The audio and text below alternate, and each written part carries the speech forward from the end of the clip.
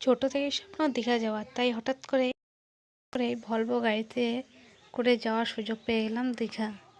আর হয়ে গেছিলো একটু বিকেল, কিন্তু বিকেলের দিকে যাওয়ার সময় জানলা করে দেখলাম চারিদিকের প্রাকৃতিক দৃশ্যটা। সত্যি আমাদের এদিকের দৃশ্যটা যেমন, ঠিক ওখানকার দৃশ্যটা পুরোটাই আলাদা। দীঘা আসার জার্নি শেষ, পৌঁছে গেলাম সেই দীঘাতে।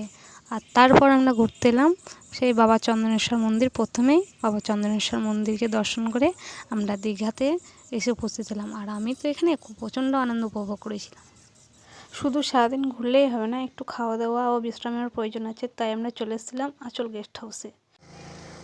তারপর ওখানে একটু বিশ্রাম নেওয়ার পর এবং একটু খাওয়া দাওয়া করার পর সোজা চলে গিয়েছিলাম একটু গার্ডেন দেখতে। এবং ওখানে গার্ডেন দেখার পর আমরা দুপুরবেলাতেই গেছিলাম বাবা জগন্নাথ দেবের মন্দির দর্শন করতে।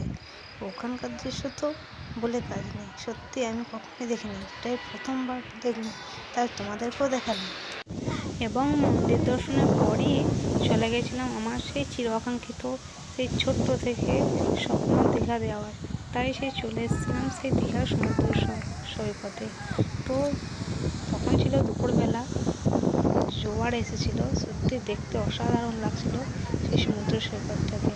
দেখো, তোমরাও একটু দেখো আমাদের সাথে সাথে, সত্যি ভালো লাগবে।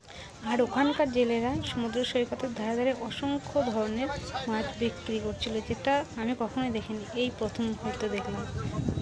আর ওখান থেকে ফিরে এসে দুপুরে খাওয়া দাওয়ার পর ঠিক সন্ধ্যার আগে চলে গেছিলাম আমরা জগন্নাথ দেবের মাসির বাড়ি। এইটুকুই, ব্যাস।